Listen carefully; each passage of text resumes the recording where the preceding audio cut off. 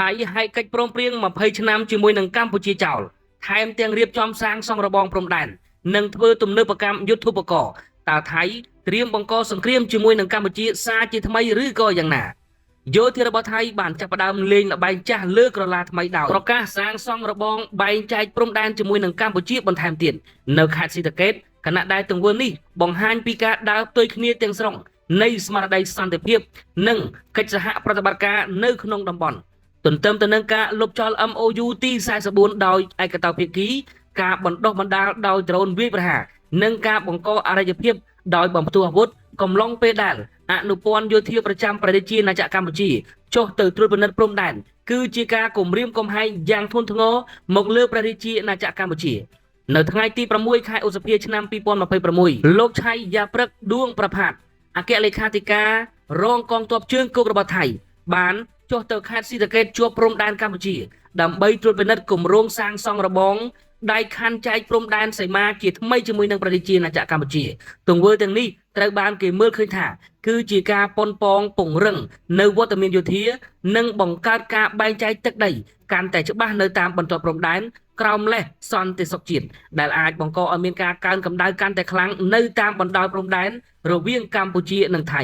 កាលពីថ្ងៃទី5ខែឧសភាឆ្នាំ2026រាជរដ្ឋាភិបាលរបស់ថៃដែលអនុម័តលុបចោលនៅកិច្ចព្រមព្រៀងដែលមានអាយុកាល25ឆ្នាំជាមួយនឹងកម្ពុជាឬហៅថា MOU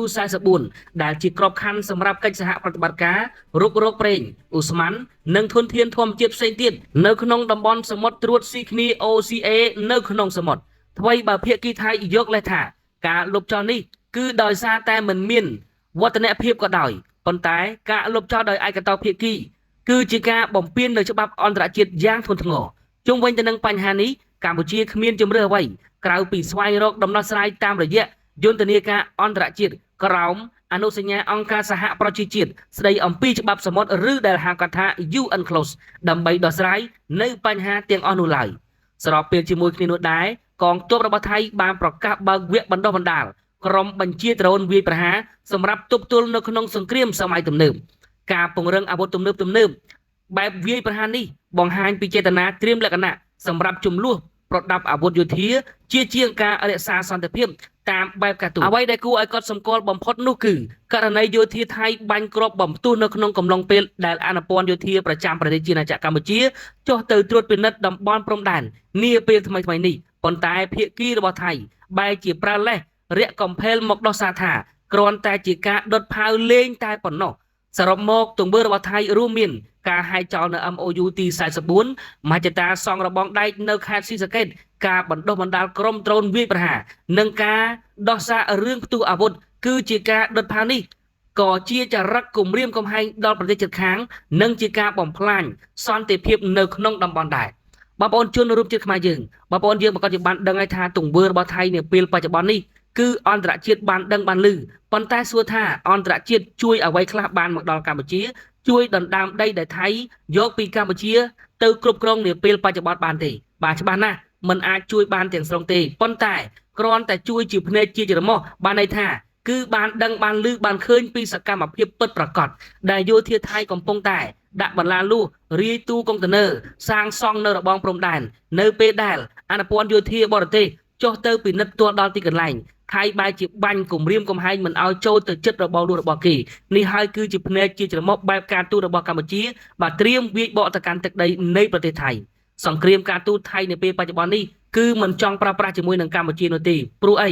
គឺប្រើប្រាស់មិនឈ្នះកម្ពុជាដូច្នេះហើយថៃមានតែប្រើប្រាស់នៅកម្លាំងបាយតែប៉ុណ្ណោះបច្ចុប្បន្នបងប្អូនយើងបានឃើញនឹងភ្នែកថៃកំពុងតែប្រើប្រាស់នៅយុទ្ធោបករណ៍ទំនើបរបស់ខ្លួនដូចជាដ្រូនគ្មានមនុស្សបើកសម្រាប់បាទធ្វើសង្គ្រាមបែបសម័យទំនើបថៃហ្វឹកហាត់ជាមួយនឹងយុទ្ធោបករណ៍ទំនើបយកមកបញ្ឈឺឌឺដងនៅតាមព្រំដែនហ្វឹកហាត់នៅលើដីរបស់ប្រទេសជាណាចក្រកម្ពុជាយើងជីកលានដ្ឋានបាទនៅក្នុងទឹកដីនៃប្រទេសជាណាចក្រកម្ពុជាយើងនេះសបញ្ជាក់ឃើញថាថៃគ្មានបំណងនៅក្នុងការផ្សះផ្សាបាទជាមួយនឹងកម្ពុជាយើងទេថៃមានតែត្រៀមបង្កើតសង្គ្រាមជាមួយនឹងប្រទេសជាណាចក្រកម្ពុជាយើងតែប៉ុណ្ណោះហើយថ្មីនេះតែម្ដងនៅថ្ងៃទី6ថៃគឺកំពុងតែសាងសង់របងនៅឯខេត្តសីតាកេតជាប់ជាមួយនឹងប្រទេសកម្ពុជាយើងយោធាថៃបានចាប់ដើមលេងល្បែងចាស់លើក្រឡាថ្មីបាទដោយប្រកាស និងគម្រោងរបស់គេនឹងគឺសាងសង់របងបែងចែកព្រំដែនជាមួយនឹងកម្ពុជាបន្ថែមទៀតនៅឯខេត្តសៀដ្ឋកិច្ចគណៈដែលទង្វើនេះបង្ហាញអំពី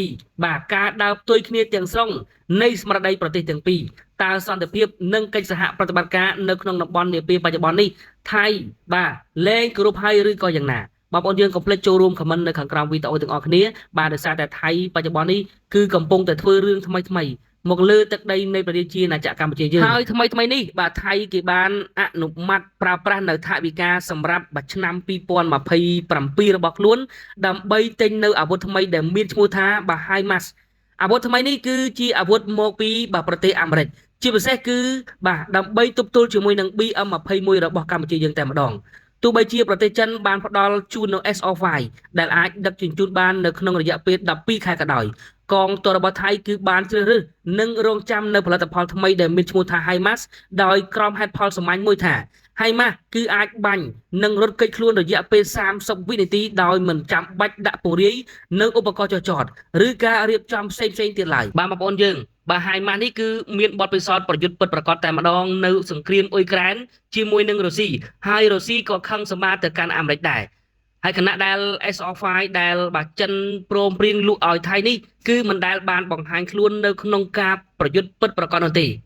SO5 ត្រូវបានរៀបចំដោយប្រព័ន្ធរ៉ាដានៅក្នុងការដាក់គ្រាប់គឺចន្លោះពី1ទៅ5នាទីដែលអាចត្រូវបានគេរកឃើញដោយប្រព័ន្ធរ៉ាដាហើយបាញ់តបវិញនៅក្នុងរយៈពេលត្រឹមតែ1នាទីតែប៉ុណ្ណោះកម្ពុជាយើងបច្ចុប្បន្ននេះមានមីស៊ីលប្រភេទ BM21 និងមីស៊ីល PHL03 រាប់រយគ្រឿងពីប្រទេសចិន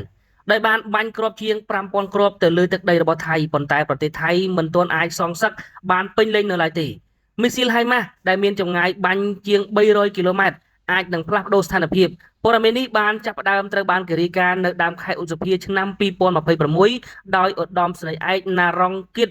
ធូធីងដែលជាបេក្ខជនដ៏រឹងមាំម្នាក់សម្រាប់តំណែងមេបញ្ជាការកងទ័ពជើងគោកបន្ទាប់និងបានត្រួតពិនិត្យគម្រោងនេះដោយផ្ទាល់វាគឺជាមីស៊ីលដែលត្រូវតែមាននៅក្នុងទឹកដីនៃប្រទេសថៃបងប្អូនយើងដូច្នេះថៃកំពុងតែរកប្រភេទមីស៊ីលថ្មីហើយសម្រាប់ទប់ទល់ជាមួយនឹង BM21 និងមីស៊ីល PHL03 របស់កម្ពុជាយើងដូច្នេះមីស៊ីលនេះគឺមានឈ្មោះថាHIMARSដែលជាប្រភេទមីស៊ីលរបស់សហរដ្ឋអាមេរិកបាញ់បានរយៈពេលលឿននឹងគឺប្រើត្រឹមតែ30វិនាទីតែប៉ុណ្ណោះហើយវាមានបទពិសោធន៍នៅក្នុងការប្រយុទ្ធគ្នានៅក្នុងភ្លើងសង្គ្រាមអ៊ុយក្រែននិងរុស្ស៊ីពិតប្រាកដដូច្នេះហើយថៃគឺកំពុងតែចង់បានសម្រាប់ការកំណត់នៅថវិកាជាតិឆ្នាំ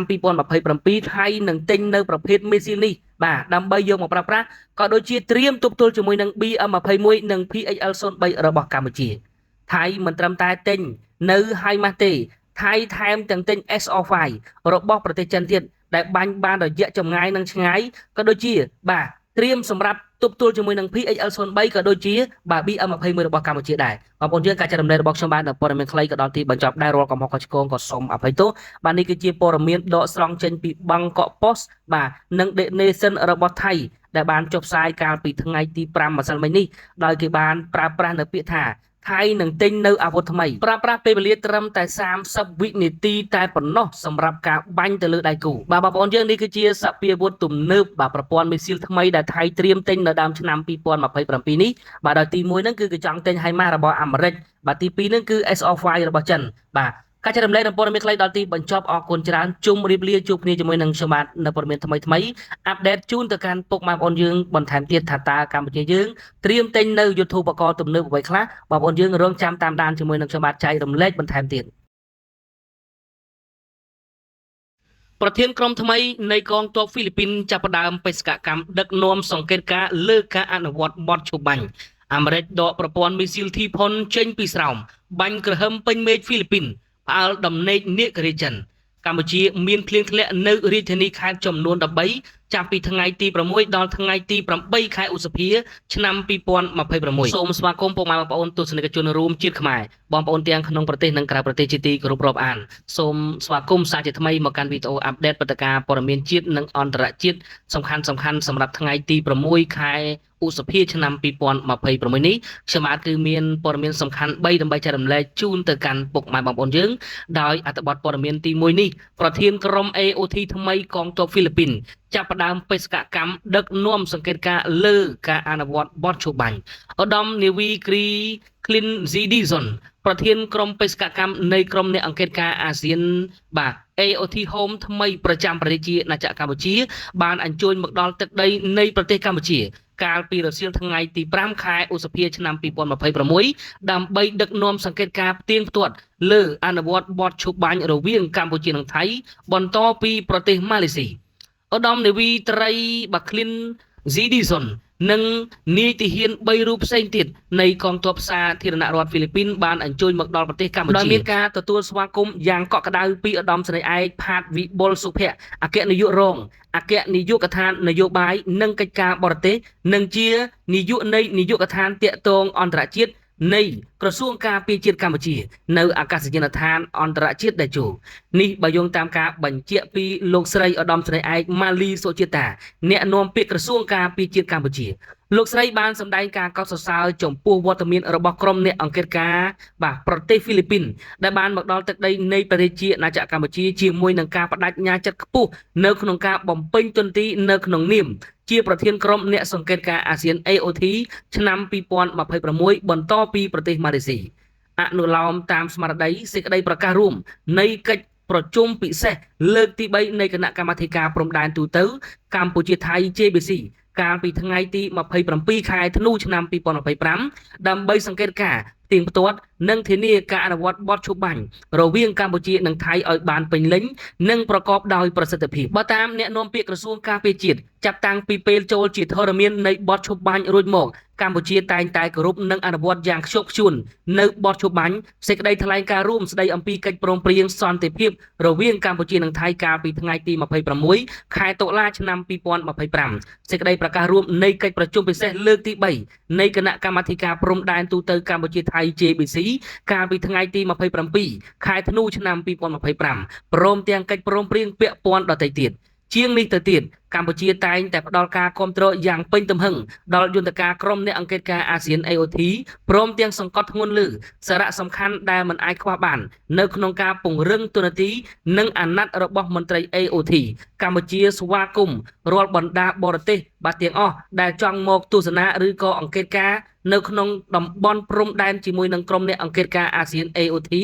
ដែលមើលពីសកម្មភាពឈ្លានពានរបស់ថៃមកលើដែនអធិបតេយ្យភាពរបស់ប្រទេសជាណាចក្រកម្ពុជាបាទបងប្អូនយើងនេះគឺជាអត្ថបទព័ត៌មានទី1សំខាន់យើងចូលទៅកាន់អត្ថបទព័ត៌មានទី2អាមេរិកដកប្រព័ន្ធមីស៊ីល T-PON ចេញពីស្រោមបាញ់ក្រហមពេញមេឃរបស់ប្រទេសហ្វីលីពីនផ្អើលដំណេកទៅដល់នាគរាចិនដេកលេងលក់ហើយសមុទ្រចិនខាងត្បូងបន្ទាប់ពីសំងំលាក់ទុកចិត្ត2ឆ្នាំទីបំផុតសហរដ្ឋអាមេរិកសម្រេចបកកេះដកនៅប្រព័ន្ធមីស៊ីល T-PON ចេញពីស្រោមក្រហមពេញផ្ទៃមេឃប្រទេសហ្វីលីពីនផ្អើលនាគរាចិនក្នុងលំហាត់ហ្វឹកហ្វឺនយោធាស្មាទល់ស្មាឬសម្ពយុទ្ធបាលីកាតាន់នៅក្នុងការបាញ់សាល់បងនេះមិនមែនជារឿងធម្មតានោះទេប៉ុន្តែគឺជាចុតម៉ាយព្រមានទៅដល់នាគរាចិនយ៉ាងច្បាស់ថាមីស៊ីល Thomas Hawk នេះមានសមត្ថភាពហោះចេញពីបំពង់នៃប្រព័ន្ធមីស៊ីល T-PON ហោះឆ្ពោះសម្ដៅទៅដល់ដីគោកចិនបានយ៉ាងងាយដូចបកចេកសូមជម្រាបផងដែរថាប្រព័ន្ធមីស៊ីល T-PON គឺជាផលិតផលរបស់ក្រុមហ៊ុន Lockheed Martin ដែលបានធ្វើដំណើរជាង 13,000 គីឡូម៉ែត្រឆ្លងមហាសមុទ្រនិងទ្វីបជាច្រើនមុននឹងរូបគេឈរជើងនៅលើកោះ Luzon របស់ប្រទេសហ្វីលីពីនកន្លងមកសហរដ្ឋអាមេរិកគ្រាន់តែហ្វឹកហាត់លើកចុះលើកឡើងដើម្បីបង្អួតភ្នែកគេឯងតែប៉ុណ្ណោះប៉ុន្តែលើកនេះពួកគេហ៊ានចុចប៊ូតុងបាញ់គ្រាប់ពិតនៅក្នុងលំហាត់សឹកយោធាការបញ្ចេញមហិទ្ធិឫទ្ធិលើកនេះបានធ្វើឲ្យរដ្ឋធានីប៉េកាំងអង្គុយមិនស្ងៀមនិងចេញមុខមកជំទាស់យ៉ាងខ្លាំងក្លាការបាញ់សាឡបងប្រព័ន្ធមីស៊ីល T-PON លើកនេះគឺជាការផ្ញើសារព្រមានចំទៅកាន់ចិនថាសហរដ្ឋអាមេរិកមិនមែនគ្រាន់តែទៅដេកយាមសមុទ្រចិនខាងត្បូងពិសេសប្រទេសហ្វីលីពីននោះទេប៉ុន្តែវាគឺជាការគូសបន្ទាត់ក្រហមព្រមានចិនរឿងទៀមទាស្ទើរតែទាំងស្រុងនៃសមុទ្រចិនខាងត្បូងនិងមហិច្ឆតាដណ្ដើមយកកូនកោះតៃវ៉ាន់ទៅចូលក្រោយបកកុម្មុយនីសចិននោះទេគូបញ្ជាក់ថាបច្ចុប្បន្នកងទ័ពសហរដ្ឋអាមេរិកនិងហ្វីលីពីនកំពុងតែបន្តទំនាក់ទំនងដ៏យូរអង្វែងរបស់ពួកគេតាមរយៈលំហាត់សឹកប្រចាំឆ្នាំ ដែលមានឈ្មោះថាបាលីកាតាន់ដោយបាននឹងកំពុងតែអភិវឌ្ឍកាន់តែខ្លាំងឡើងទាំងទំហំយោធាវិសាលភាពនិងភាពចម្រុះនៃប្រតិបត្តិការនៅក្នុងរយៈពេលប៉ុន្មានឆ្នាំចុងក្រោយនេះបាទបងប្អូនយើងកន្លងមកបាទសហរដ្ឋអាមេរិកគ្រាន់តែបាទហ្វឹកហាត់បាទលើកចុះលើកឡើងតែប៉ុណ្ណោះដើម្បីបង្អួតភ្នែកគេឯងប៉ុន្តែលើកនេះបាទហ្វីលីពីននិងអាមេរិកហ៊ានចុចប៊ូតុងបាញ់គ្រាប់ពិតនៅក្នុងលំហាត់សឹកយោធានេះតែម្ដងនៅក្នុងការបញ្ចេញមហិទ្ធិឫទ្ធិបាទដើម្បីធ្វើឲ្យបាទចិននឹងអង្គុយលេងនឹងហើយចិនក៏កំពុងតែជំទាស់យ៉ាងខ្លាំងក្លានៅពេលដែលបាទសមុទ្រចិនខាងត្បូងក៏ក្រើកបែបនេះខណៈដែលយើងងាកទៅកាន់ទឹកដីនៃព្រះរាជាណាចក្រកម្ពុជាយើងបងប្អូនយើងដោយសារតែនៅថ្ងៃទី6បាទដល់ថ្ងៃទី8ខែឧសភាឆ្នាំ